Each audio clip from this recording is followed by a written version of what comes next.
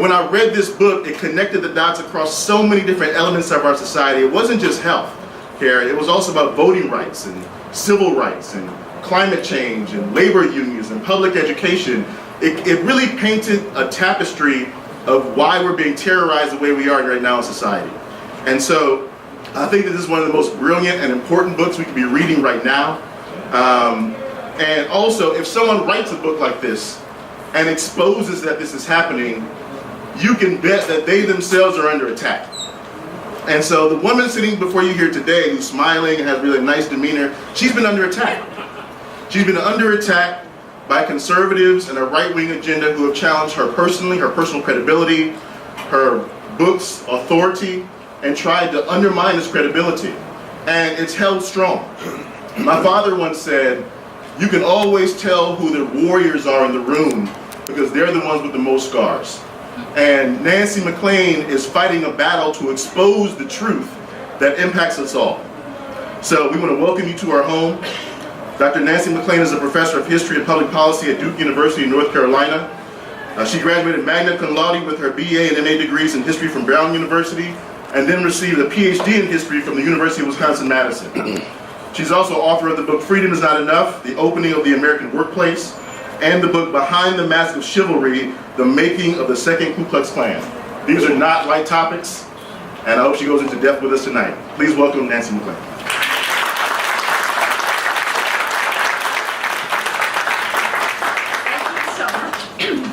I'm so honored by that introduction. I hope I can live up to it. And maybe I'll take a sip of water.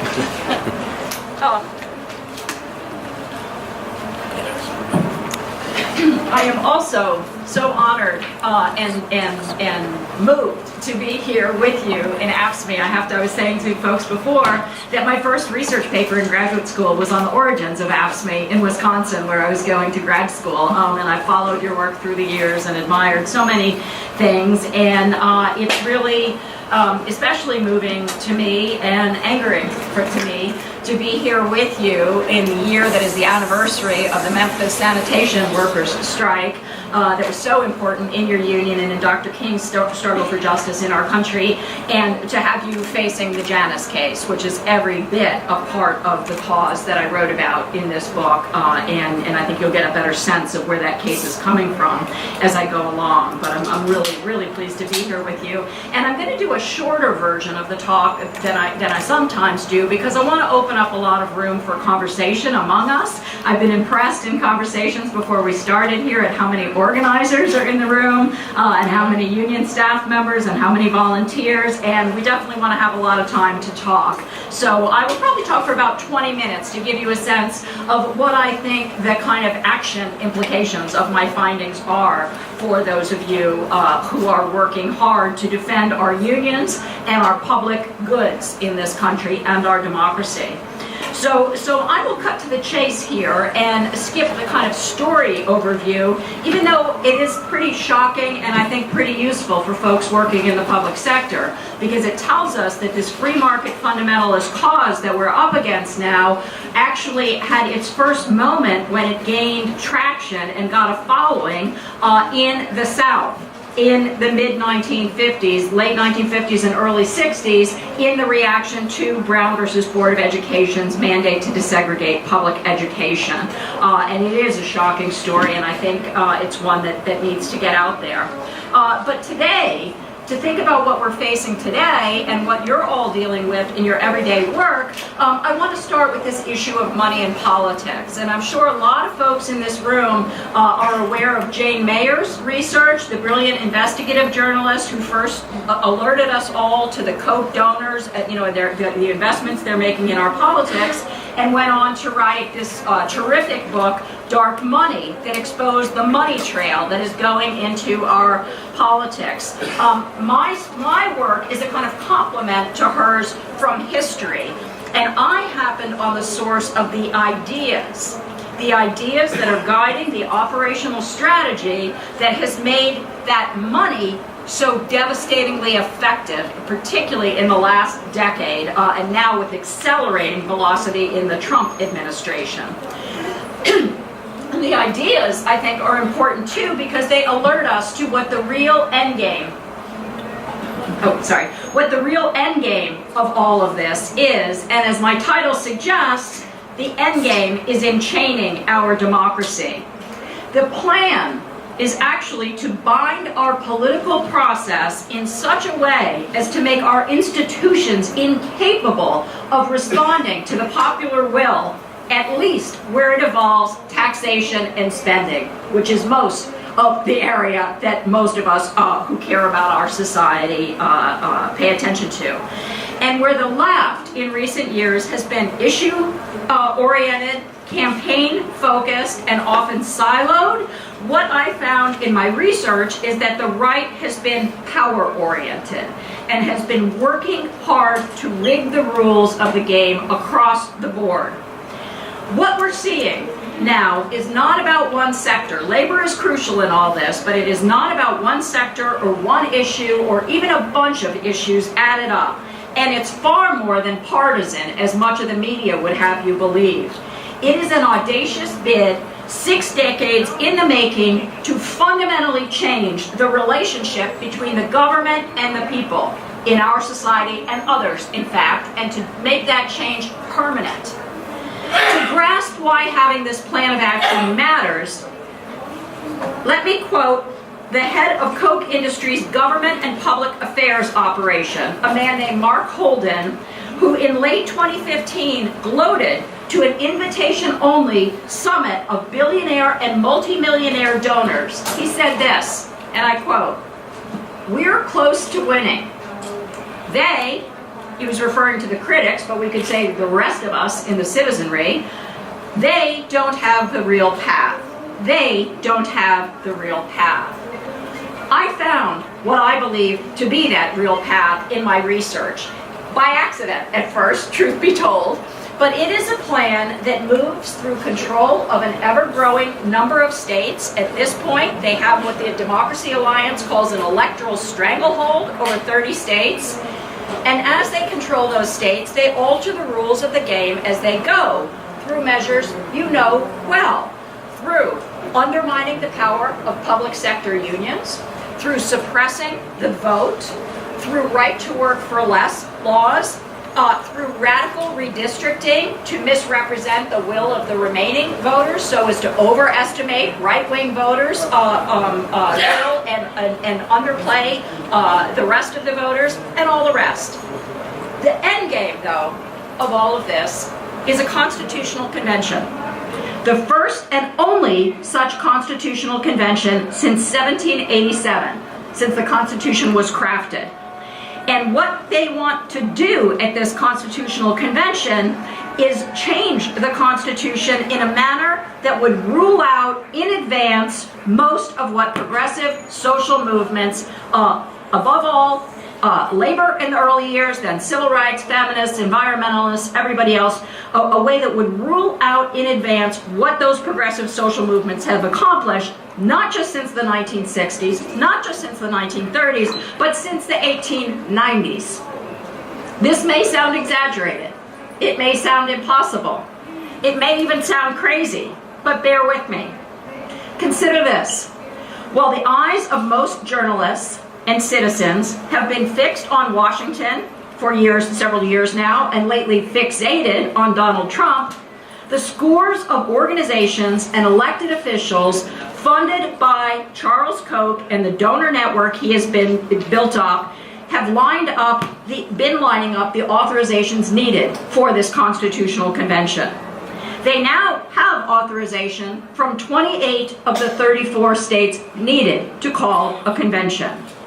A ballooning deficit that has been estimated by multiple people and organizations to be $1.5 trillion from the tax scam that just passed, that ballooning deficit could help them get the remaining 6. And here's the really scary thing. There are 6 states in which the GOP controls both houses of the legislature that have not yet authorized a convention. Idaho, Kentucky, Minnesota, Montana, South Carolina, and Virginia. All 6 of those could line up within the next few years at this rate, especially if this tax bill does what's predicted in running up the deficit so extravagantly. because the first item of business at that constitutional convention, and the one that they know holds well until people understand what it would really do to Social Security, Medicare, and everything else they value, the first item of business is a balanced budget amendment. Something that the political right has tried and failed repeatedly to get from the normal political process in Congress. Okay, some background here. Article 5 of the U.S. Constitution provides two routes to amending the Constitution. You can go through Congress, or you can go through 2/3 of the states calling a convention. The first way has happened 33 times now, and it's great. I mean, there's a lot of good things that have come of that, right? The 13th, 14th, and 15th Amendment, the 20th Amendment that gave women suffrage, the youth suffrage, lots of things have been done through that congressional path. We have never had a constitution of the states.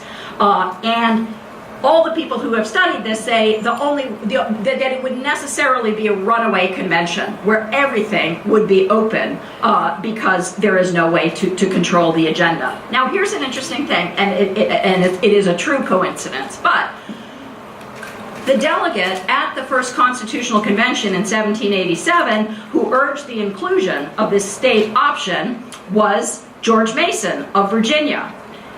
As coincidence would have it, George Mason University is today the intellectual base camp of the Koch political operation. This public university just across the Potomac from Washington, D.C. is the political base camp of the Koch operation. Its economics department lines up the game plans. Its Mercatus Center pushes out policies to Congress and the states and actually trains congressional staff people in these ideas. And its recently renamed Scalia School of Law advances the case for the kind of Gilded Age restoration favored by the Kochs, and has also been the site of some of the legal professors who have been coming up with these strategies of attack on public sector unionism. So what kind of a country would the changes sought by the right create? Charles Koch would tell you that it would be a land of glorious liberty, a place of finally, truly free enterprise, yielding unheard of prosperity. Even, he says, it would bring world peace. But the sources suggest something very different. And what I found in my research from other people in this operation make very clear that this libertarian utopia would be a frightening dystopia for the rest of us. It would look a lot like America in 1900. A place where workers had no legal right to organize for collective voice and power, a place of massive voter suppression, a place where corporations were all but free of democratic accountability, whether for discrimination or pollution or consumer protection, a place with no Social Security, no Medicare, no Medicaid. But as Mike Pence said earlier this year, losing federally guaranteed health insurance or such other things that other Americans value is really no big deal. He said, and I quote, "It's the very essence of living in a free society to go without." But not even the Republican voters who are sticking by Donald Trump would want to live in this world. So how could this Koch-led right carry out this kind of transformation in a democracy?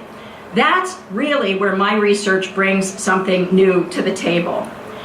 The operational strategy that Koch and his team have devised to surmount this obstacle, I found in my research, at George Mason in particular, depends on stealth.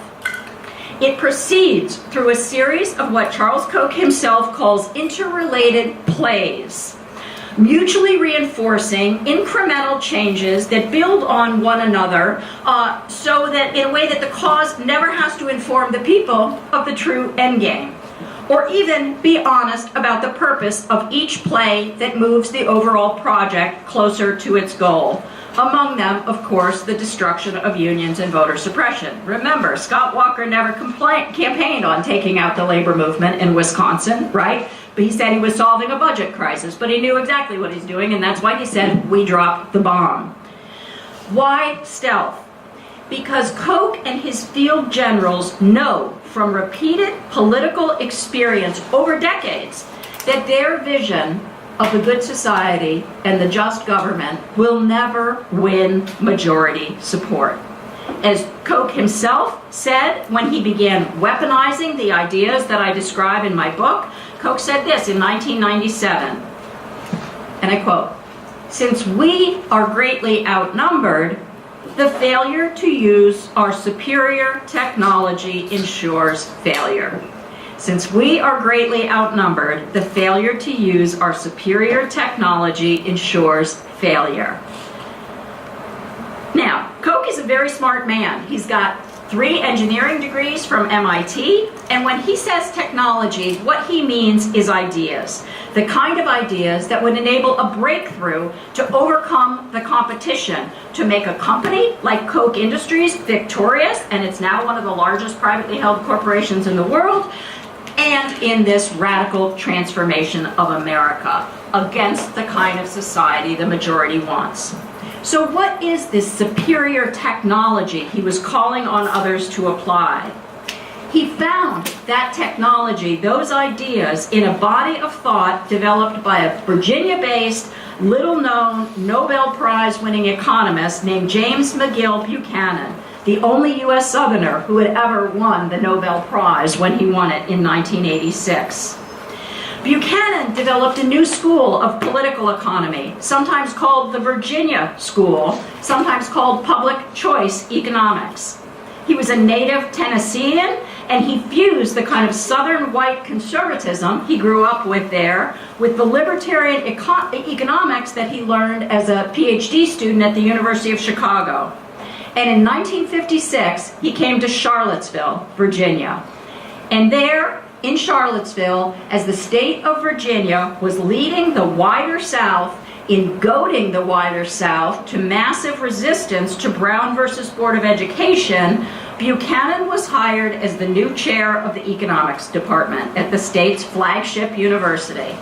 And there in Charlottesville, backed by the state's elite and backed and funded by the leading underwriter of free market fundamentalism of the time, actually the direct forebear to Charles Koch's favorite academic philanthropy, there Buchanan crafted a set of powerful ideas to counter the New Deal and the emerging civil rights movement at their very source.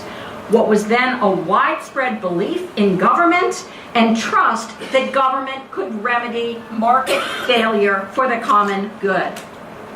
Buchanan's strategy took dead aim at that trust in government.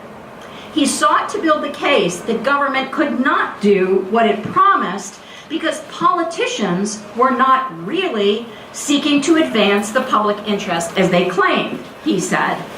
They were just trying to get themselves elected or re-elected using other people's money.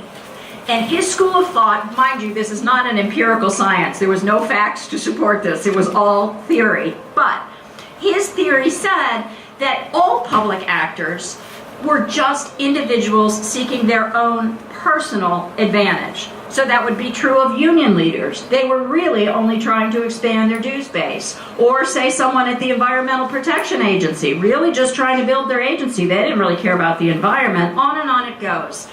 Very toxic set of beliefs, if you believe them, and they are widespread now on the right. Okay. So the reason, he said, that democratic countries ran deficits, even in flush times, was because politicians bought votes with promises to many constituencies, knowing the cost would be borne, above all, by wealthier taxpayers and corporations. Buchanan believed this was wrong, and he set out to stop it. First, by building this scholarly theory of how the liberal state developed over the course of the 20th century, and then by designing strategy to reverse engineer that form of government permanently. One of his greatest gifts to the right was this advice. He said, if you don't like the outcome of politics over the long term, which of course the libertarian right did not for the 20th century, he said, if you don't like that outcome, stop thinking about who rules, the particular personalities or even the political parties. Stop thinking about who rules and instead think about how to change the rules. because, he argued, the existing rules produced tax and spend behavior no matter who was in office. And folks in this room of a certain age, if you lived through the Reagan years, you probably thought that Ronald Reagan did some pretty dramatic things to America and made some pretty dramatic changes that we're still struggling with. What you need to know is that he failed from the perspective of these libertarians. He did not go far enough. They were frustrated with him. They were also frustrated with George W. Bush, and that's why they're doing what they're doing now. Buchanan's next gift to the right was the outline of what he called a new economic constitution, a set of inviolable rules to govern the political economy that would end the transfer of wealth through taxes from unwilling but compelled people he spoke of as productive contributors to those he spoke of as parasites. You can think here of Mitt Romney and his 47% comment that lost him the election in 2012. That was this thinking. But here's the thing about this kind of constitution that he was talking about. It's already been done. Buchanan was invited to Chile in 1980 under the Pinochet dictatorship to advise them on a new constitution. They called it the Constitution of Liberty, that would allow this brutal dictatorship to maintain the changes they had effected while they had destroyed all the unions, all the farmers groups, all the student groups, the free press, everything else. They privatized Social Security, privatized education, privatized healthcare. They wanted to keep all that, but they knew they had to go back to elected government. Buchanan advised them on a constitution that could help them keep those things in place. And that constitution is still in effect now in Chile. And a president who was elected by 2/3 of the Chilean people it complained in 2013, Michelle Bachelet complained that it was a constitution of locks and bolts, that with that constitution she could not honor her promises to the Chilean people because it prevented her from doing it. That's exactly what Buchanan wanted. Charles Koch noticed this success. In fact, he called on Buchanan for advice on how to promote Social Security privatization beginning in 1983. I'll just give a spoiler alert here, not by honestly tackling it philosophically. I tell the story in the book. But then Buchanan became one of the hundreds of libertarian intellectuals that Koch invested in after the late 1960s. And by 1997, Koch had decided that Buchanan's ideas gave him what he needed to effect a radical transformation, one that would go behind the backs of the people, proceeding in increments without telling us about the endgame. And so he made his first $10 million gift to Buchanan Center at George Mason, where Koch is now the largest donor. And he made clear in a speech that accompanied that gift just how ambitious and audacious his vision was for this investment. He said, and I quote, "I want to unleash the kind of force that propelled Columbus to his discoveries." We have all felt that force since, as the organizations and elected officials backed by Koch have engaged in a systematic effort at radical rules change across the board in the states and nationally in a plan that has weaponized Buchanan's school of thought and brought us to this current crisis and to Donald Trump in the White House.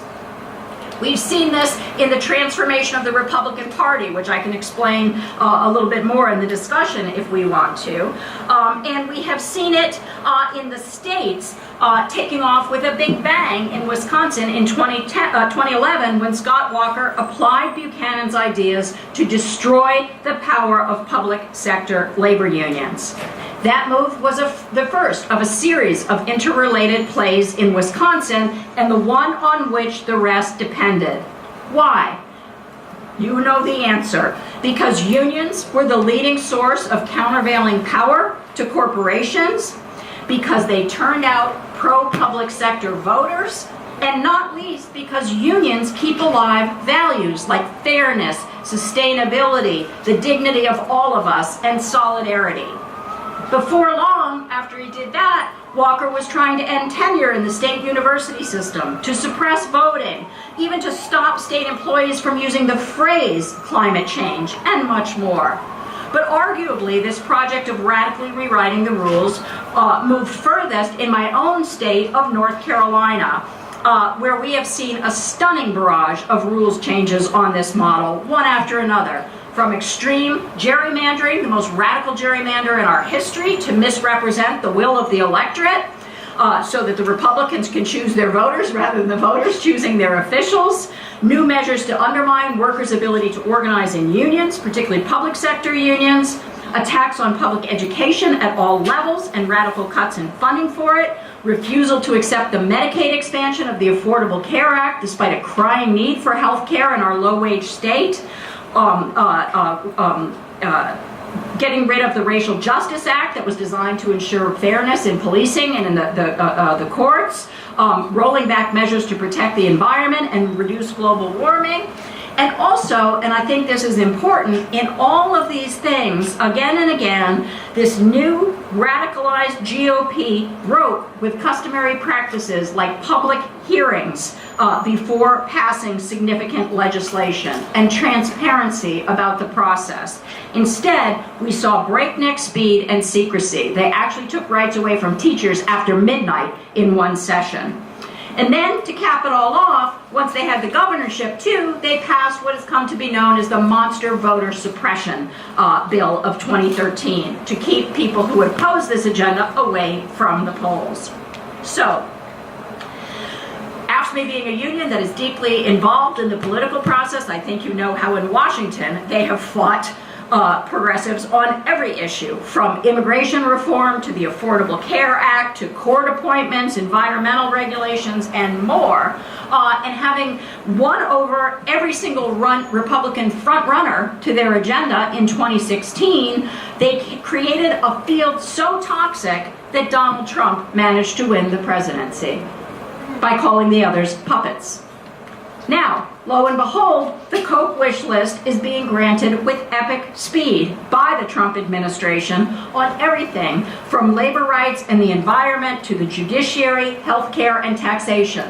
Donald Trump has recently crowed that we meaning they, have made more progress in the last year than in the previous 10, and more progress in the last 5 years than the previous 50 that he had been investing. But the biggest victory of all would be that constitutional convention, because that would enable the kind of lasting success these guys are seeking across the board. And I believe that that tax bill that the Senate just passed, which was as unpopular as their health care bills, sets up those remaining states to topple. I know that's a lot to absorb.